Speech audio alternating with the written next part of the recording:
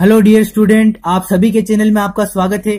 हम RPSC first grade GK में शैक्षिक प्रबंधन का 13वां टॉपिक पढ़ रहे थे, बालिका शिक्षा फाउंडेशन, जिसमें हमने 7 योजनाएं पढ़ी हैं। आज इसका 8वीं योजना पार्ट 2 में स्टार्ट करते हैं। ग्रामीण बालिकाओं के लिए ट्रांसपोर्ट वाउचर योजना, जो कब प्रारंभ हुई? 2007-8 सत्र में ग्रामीण बालिकाओं के लिए ट्रांसपोर्ट वाउचर योजना प्रारंभ की गई। ग्रामीण क्षेत्र की राजकीय माध्यमिक व उच्च माध्यमिक विद्यालय में कक्षा 9 से 12 में पढ़ने वाली छात्राओं को उनके निवास स्थान से विद्यालय तक तथा विद्यालय से निवास स्थान तक आने जाने के लिए ट्रांसपोर्ट वाउचर की सुविधा प्रदान की गई। निवास स्थान से विद्यालय की दूरी कितनी होनी चाहिए? इस योजना के लिए पात्र होने के लिए 5 किलोमीटर से अधिक होनी चाहिए तथा न्यूनतम 5 बालिकाओं का समूह होना आवश्यक है, तभी ये योजना के लिए पात्र होंगे। वो विद्यालय में अध्ययन के लिए आने वाली प्रत्येक बालिका को 20 रुपए प्रति बालिका प्रति उपस्थिति दिवस या विद्यालय आने जाने का किराया जो भी कम हो दिया जाता है। विद्यालय में पढ़ने वाली प्रत्येक बालिका को 20 रुपए प्रति बालिका प्रति उपस्थिति दिवस, जितने दिन वो उपस्थित हुई है, या विद्यालय आने जाने का किराया, इन दोनों में से जो भी कम हो दिया जाता है। और कब प्रारंभ हुई है ट्रांसपोर्ट वाउचर योजना? 2007-8। और विद्यालय की दूरी कितनी होनी चाहिए? 5 किलोमीटर से अधिक होनी चाहिए निवास स्थान से। और कितने बालिकाओं का न्यूनतम समूह होना चाहिए? न्यूनतम 5 बालिकाओं का समूह होना आवश्यक है। फिर आती है राजस्थान के पूर्व सैनिकों की प्रतिभावान पुत्रियों को छात्रवृत्ति योजना। ये कब प्रारंभ हुई? 2001-2 सत्र से। और इसमें देय सुविधाएं क्या हैं? 1000 रुपए प्रति छात्रा प्रति वर्ष दिए जाते हैं। और इस पूर्व सैनिकों की प्रतिभावान पुत्रियों को छात्रवृत्ति योजना के लिए पात्रता क्या है? कि छात्रा के माता पिता आयकर नहीं देते हो और छात्रा को इसके अलावा अन्य कोई छात्रवृत्ति प्राप्त नहीं है, तभी इसके लिए वो पात्र हैं। नियमित रूप से पढ़ने वाली छात्राओं को ये छात्रवृत्ति देय है, जिसमें सरकारी और गैर सरकारी मान्यता प्राप्त विद्यालयों की छात्राएं पात्र हैं। पिछली कक्षा में 55% या इससे अधिक अंकों से उत्तीर्ण होना भी इसके लिए आवश्यक है, तभी इसके लिए वो पात्र होगी। फिर अगली आती है निशुल्क स्कूटी वितरण योजना।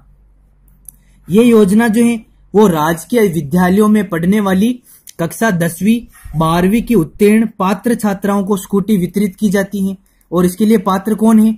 अनुसूचित जाति और अनुसूचित जनजाति की वे छात्राएं जिन्होंने 2012-13 से कक्षा 10वीं 12वीं में 70% अंक प्राप्त किए हो तथा जिसके माता पिता आयकर नहीं देते हो और वे छात्राएं आगे अध्ययन कर रही हो, वही इसके लिए पात्र हैं।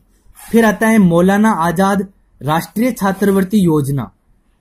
अल्पसंख्यकों से संबंधित मेधावी छात्रों के लिए ये योजना है, मौलाना आजाद राष्ट्रीय छात्रवृत्ति योजना। और इस योजना का पंजीकरण अधिनियम 1860 के तहत 6 जुलाई 1989 को किया गया था। इस योजना का पंजीकरण अधिनियम 1860 के तहत 6 जुलाई 1989 को किया गया।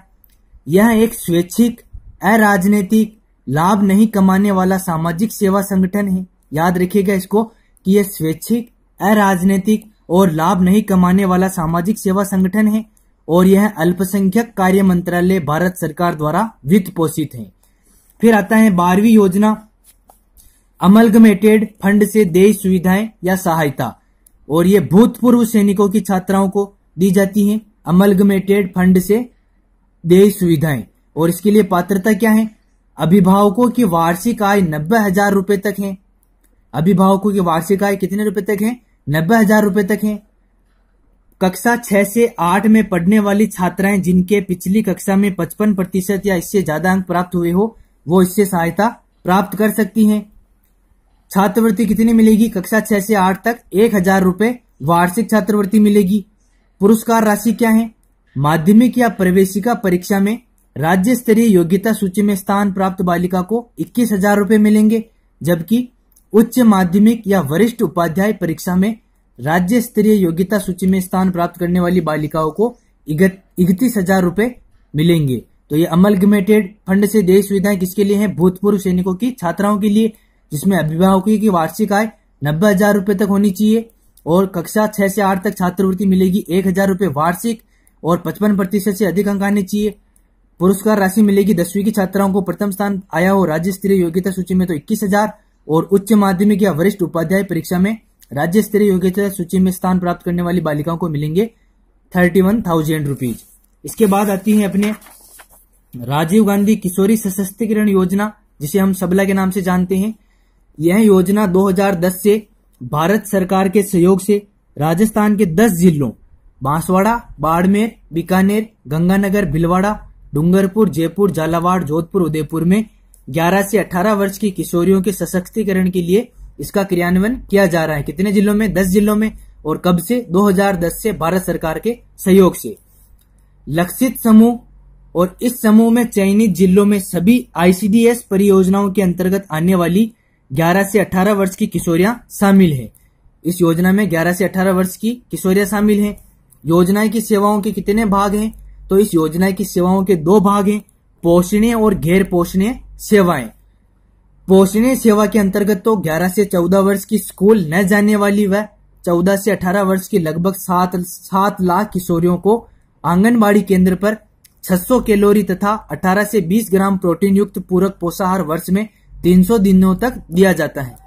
इस पोषणीय सेवा के अंतर्गत 11 से 14 वर्ष की स्कूल न जाने वाली और 14 से 18 वर्ष की लगभग 7 लाख किशोरियों को आंगनबाड़ी केंद्र पर 600 कैलोरी तथा 11 से 20 ग्राम प्रोटीन युक्त पूरक पोषाहार वर्ष में कितने दिनों तक दिया जाता है? 300 दिनों तक दिया जाता है। फिर आती है गैर पोषणीय सेवाओं के तहत सभी किशोरियों, विशेषतः विद्यालय न जाने वाली किशोरियों को 1 सप्ताह में 1 आयरन और फोलिक एसिड की गोली सत्रों के दौरान दी जाती है। पोषणीय सेवाओं में तो स्कूल न जाने वाली, जबकि गैर पोषणीय सेवाओं में सभी किशोरियों, विशेषतः विद्यालय न जाने वाली किशोरियों को, तो इसमें विद्यालय न जाने वाली भी आएगी और विद्यालय जाने वाली भी आएगी। तो इसमें 1 सप्ताह में 1 आयरन और फोलिक एसिड की गोली सत्रों के दौरान दी जाती है। वर्तमान में जो ये राजीव गांधी किशोरी सशक्तिकरण योजना सबला जो है, ये योजना वर्तमान में बंद है। फिर आती है मुख्यमंत्री हमारी बेटियां योजना। इसके तहत राजकीय विद्यालयों में पढ़ने वाली राजकीय माध्यमिक शिक्षा बोर्ड की सेकेंडरी परीक्षा में प्रत्येक जिले की 2 मेधावी छात्राओं को वित्तीय वर्ष 2015-16 से वित्तीय सहायता उपलब्ध करवाई जाएगी। राजकीय माध्यमिक शिक्षा बोर्ड की 10वीं की परीक्षा में प्रत्येक जिले की 2 मेधावी छात्राओं को 2015-16 सत्र से वित्तीय सहायता उपलब्ध करवाई जाएगी। इस योजना का जो वित्तीय पोषण है वो बालिका शिक्षा फाउंडेशन BSF राजस्थान जयपुर से किया जाएगा। इसके लिए पात्रता और चयन प्रक्रिया क्या है?